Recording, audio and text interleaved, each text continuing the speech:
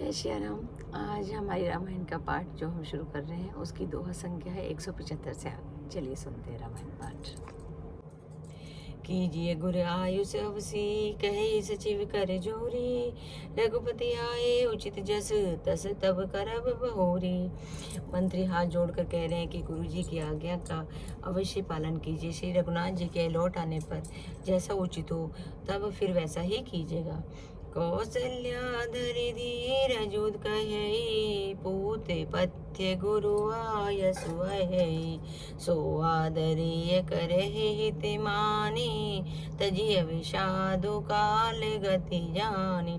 कौशल्या जी भी धीरज धरकर कह रही, हे पुत्र, गुरु जी की आज्ञा पथ्य रूप है, उसका आदर करना चाहिए और हित मानकर उसका पालन करना चाहिए। काल की गति को जानकर विषाद त्याग कर देना चाहिए। मन रघुपति सूर्यपुरे नर नाहु, तुम्हें ही भांति ताते गदराहु।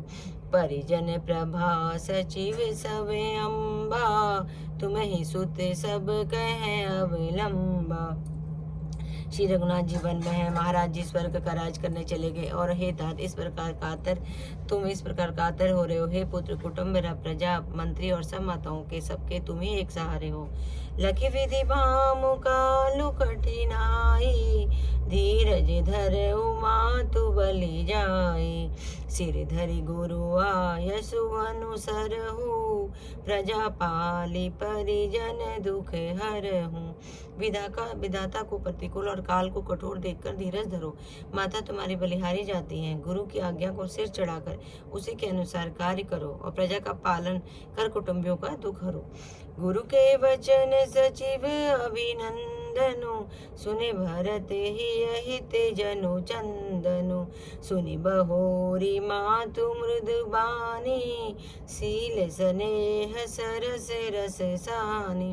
भरत के ने गुरु के वचनों और मंत्रियों के अभिनंदन अनुमोदन को सुना, जो उनके हृदय के लिए मानो चंदन के समान शीतल थे। फिर उन्होंने शील, स्नेह और सरलता के रस में रसी हुई माता कौशल्या की कोमल वाणी सुनी। सानी सरल रस मातु बानी, सुनि भरत व्याकुल भय। लोचन सरोरु श्रवति सिंचत, बिरह उरि अंकुर नय। सो दशा देखत समय, तेहि बिसरि सबहि सुधि। देह की तुलसी सराहत, सकल सादर शिव सहज स्नेह की। ये एक छंद है। सरलता के रस में सने हुई माता की वाणी सुनकर भरत जी व्याकुल हो गए। उनके नेत्र कमल जल आंसू बहाकर हृदय के विरह रूपी नवीन अंकुर को सींचने लगे। नेत्रों के आंसुओं ने उनके वियोग दुख को बहुत ही बढ़ाकर उन्हें अत्यंत व्याकुल कर दिया। उनकी यह दशा देखकर उस समय सबको अपने शरीर की सुध भूल गई। तुलसीदास जी कहते हैं कि स्वाभाविक प्रेम की सीमा बसरी भरत जी की सब लोग आदरपूर्वक सराहना करने लगे। भरतु कमल कर जोरी, धीर धुरंधर धीर धरी। वचन अमिय जनु भोरी देर, उचित उत्तर सब ही। धैर्य की धुरी को धारण करने वाले भरत जी धीरज धरकर का कमल के समान हाथों को जोड़कर वचनों को मानो अमृत में डुबोकर सबको उचित उत्तर देने लगे। मास परायण 18वां विश्राम। मोहि उपदेशु दीन गुरुनी का, प्रजा सचिव सम्मत सब ही का। मातु उचित धरि आयसु दीना, अवसि शीस धरि चाहूं कीना।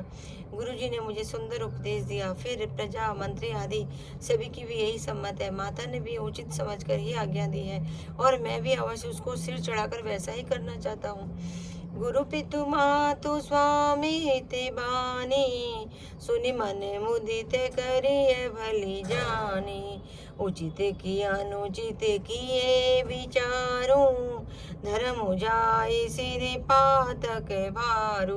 गुरु, पिता, माता, स्वामी और स्वयं मित्र की वाणी सुनकर प्रसन्न मन से उसे अच्छी समझकर मानना चाहिए। उचित अनुचित का विचार करने से धर्म जाता है और सिर पर पाप का भार चढ़ता है। तुम तो देहु सरल सिख सोई, जो आचरते मोरे भले होई।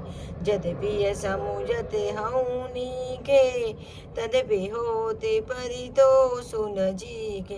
आप तो मुझे वही सरल शिक्षा दे रहे हैं जिसके आचरण करने में मेरा भला हो। यद्यपि मैं इस बात को भली भांति समझता हूँ, तथापि मेरे हृदय को संतोष नहीं होता। अब तुम विनय मोरी सुनि ले हूँ, मोहि अनुहरत सिखावनु देहु। उतरु देहु क्षमऊ अपराधु, दुखित घोष गुण गणहीन साधु। अब आप लोग मेरी विनती सुन लीजिए और मेरी योग्यता के अनुसार मुझे शिक्षा दीजिए। मैं ये उत्तर दे पा रहा हूँ, ये अपराध क्षमा कीजिए। साधु पुरुष दुखी मनुष्य के दोष गुणों को नहीं देखते हैं। पितु सुरपुर सिय राम बन करन कहे मोहि राजू, ऐते जानहु मोर हित कहे आपन बड़ काजू। जय श्री राम, जय श्री राम, मेरे प्रभु राम, जय श्री राम। आज की कथा यही।